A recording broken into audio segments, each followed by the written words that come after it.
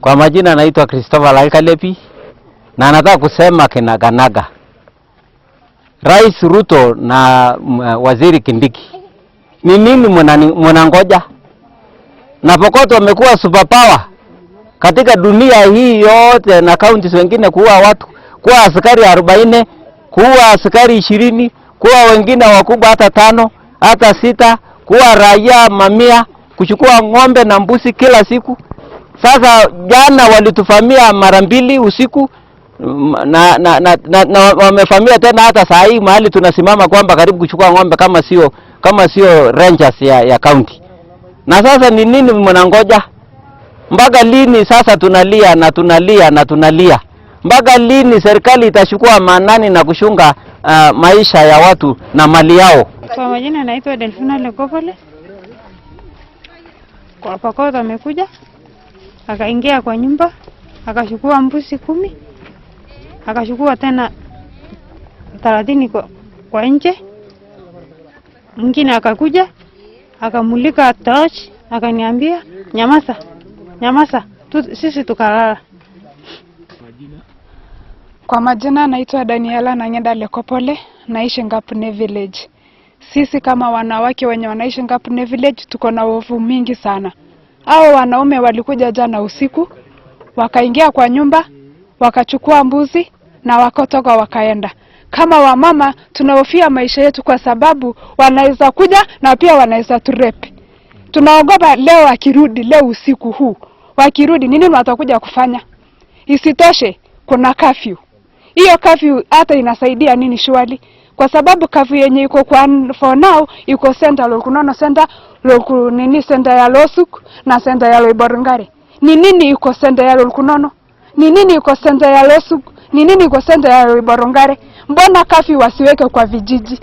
Ilinde kila mtu. Kwa sababu kama ni curfew si ya town peke yake. Curfew is supposed to be everywhere. Every kijiji, every town. Thank you. Kwa majina ninaitwa Mama Meleleke, ninaishi hapa loko. Tena basi wajambazi walinifahamia nikiwa tu ninashunga hapo nje. Wakati tu niliingia nyumbani kupea Pokot. Sasa vile tu niliingia nyumbani mtoto kulia kwenda kumpea maziwa, nikaingia kutoka nje nimekuta mbuzi imeenda. Nimeenda kufuata kidogo, nimeona mpaka mahali walifitisha. Mpaka sasa nikarudi. Na mimi sina kitu kingine. Niko na mtoto university, niko na college, secondary, watoto 5 wanasoma na wanategemea tu hiyo mbuzi, hakuna ingine. Hata mtoto yenye ninabeba ni ya mtoto yangu na inategemea hiyo mbuzi kukunya maziwa. Hakuna Kenya wamenieshia hata kidogo. Hakuna. Ninaishi sasa peke yangu, hakuna mzee, hakuna chochote. Hata saisi bado wananitoa nyumbani, walikuja kupiga marisasi hapa.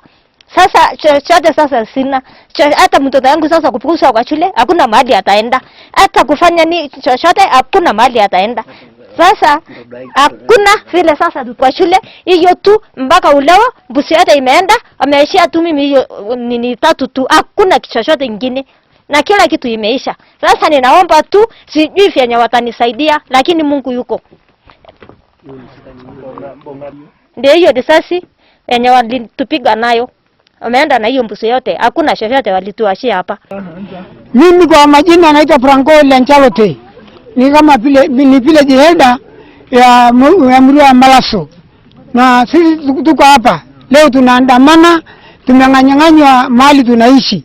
Pokot wametukonga, area ya Pora, area Sepei, Kurukuru, Losuk, wamechukua ng'ombe yote ile ambapo Wasamburu wanategemea. Mbuzi imeenda. Saa hii sisi tumetoa jana imeingia manyata hii ile mito. Jioni mama mjane ambapo hana bwana amechukua mbuzi yote. Mama ako na watoto 5 ambao wanasoma. Iko university, colleges, secondary. Saa hii hana kitu chochote, analia, hana chakula, hana nyuma na mbele. Tuko na shida mingi sana. Sina, tunaona hii shida imetulemea sana. Tumejaribu kukaa hapa hivi lakini tunaona shida mingi sana. Leo Pokot alikuja asubuhi sana akatufahamia, jana jioni walishukua mbuzi ya mama wetu mjane. Wakashukua jioni. Sasa tunaomba serikali ya kwamba kama kuna vile walikuwa wanataka kuja kutusaidia hapa hivi, wakuja watusaidie. Sasa vile jana serikali walikuja, wakaenda hapa mahali Ranger sio wanakaanga. Vile walirudi, wakakuja jioni hivi saa 11 wakashukua mbuzi. Wakashukua mbuzi mama mjane hapa hivi, yote yenye alikuanga nayo ameshukua mbuzi yote. Wakatuasha. Sasa leo asubuhi wakatufahamia tena. Wakaanza kutupiga marisasi, hata watoto hawajafika kwa lunch time ya shule. Vile hata watoto walikuja hatukuingia hata kwa manyumba mpaka sasa hivi bado tunajihang, hatuna mahali ya kukaa, hatuna mahali ya kupikia watoto hata vile wamekuja. Sasa tunaomba msaada ya serikali tafadhali sana. Kwa majina naitwa Wilson Lesuda. Mimi ndio county secretary ya Samburu County.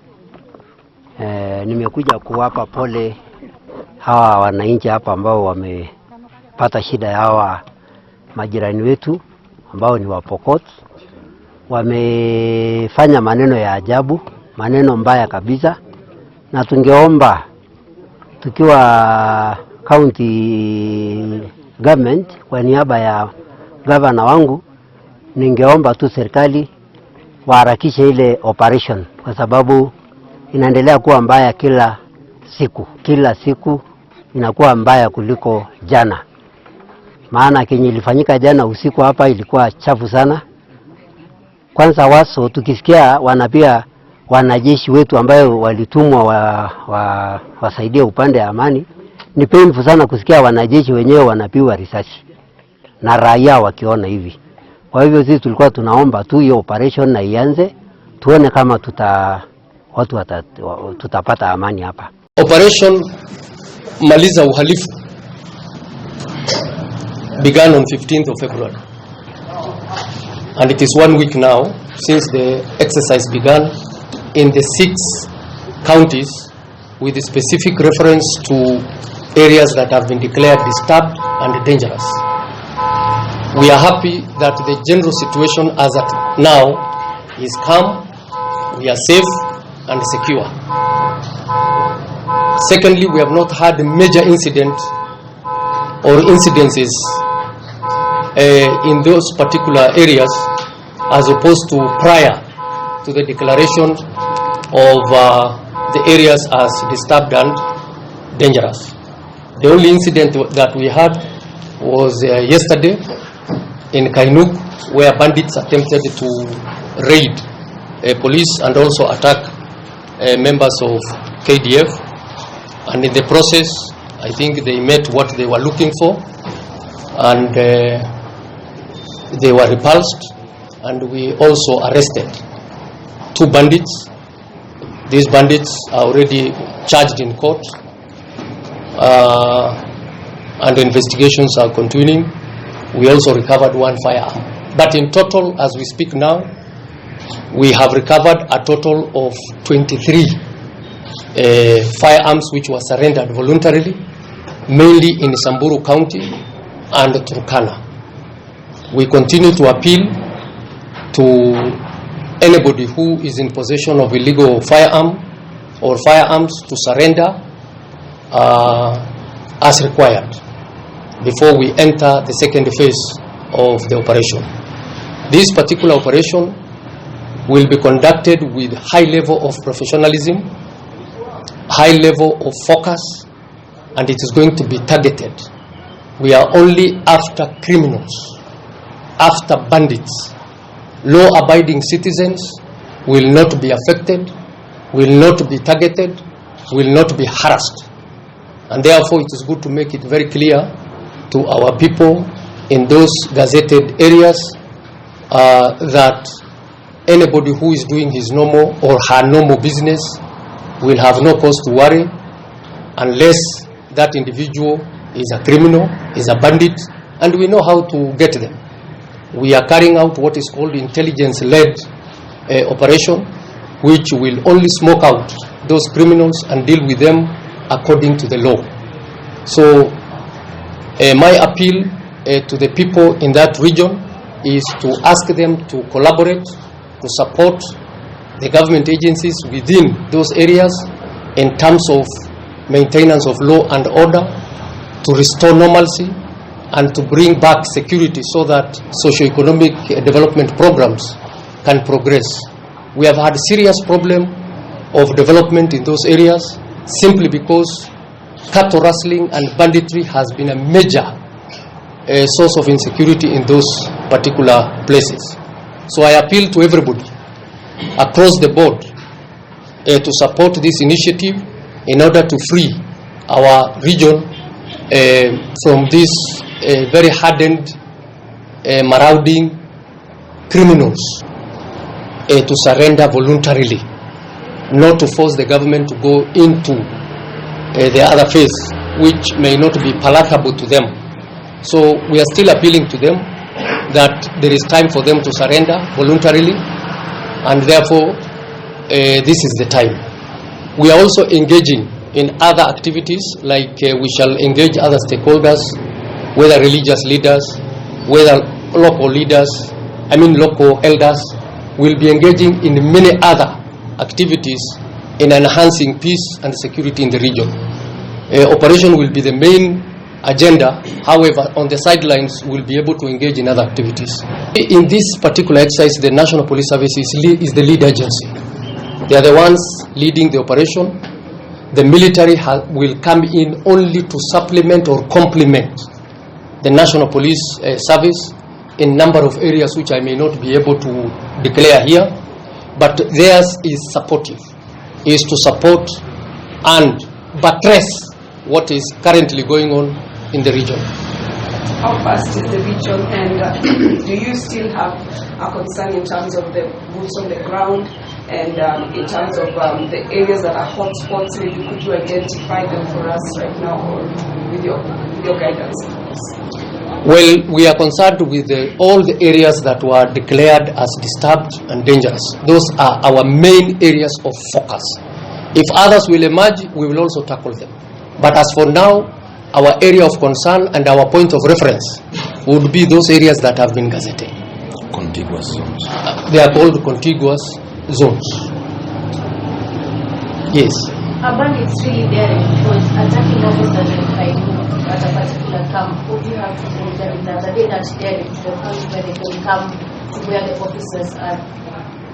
In addition to yesterday's incident. Yes, it's true. These are bandits who are operating with a lot of impunity. They did not start yesterday.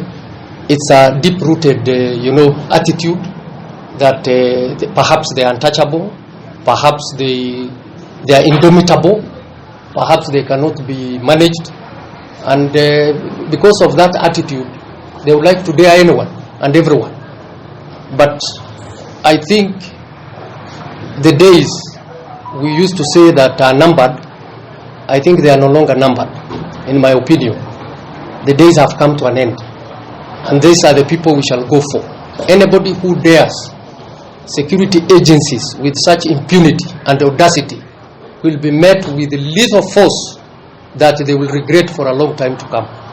That is the message I want to put across for bandits. But other people who are law-abiding citizens, who are going about their normal activities, we have no business with them. Our business is to pursue vigorously and ruthlessly all bandits who are roaming around creating, instability, insecurity, and a source of concern to the area, residents, and to the country in general. Na wacha niwaelezee, hakuna kikundi chochote katika nchi hii ambayo iko na silaha kuliko serikali. Na kusema ya kwamba kuna silaha ambayo ina uzoefu mwingi, mambo hayo hayako kabisa.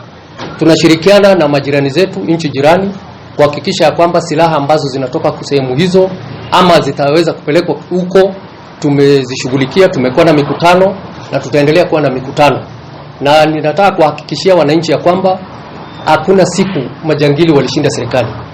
Hao majangili tutawafikia na tutashughulikia wao, na watakabiliwa jinsi inavyotakikana.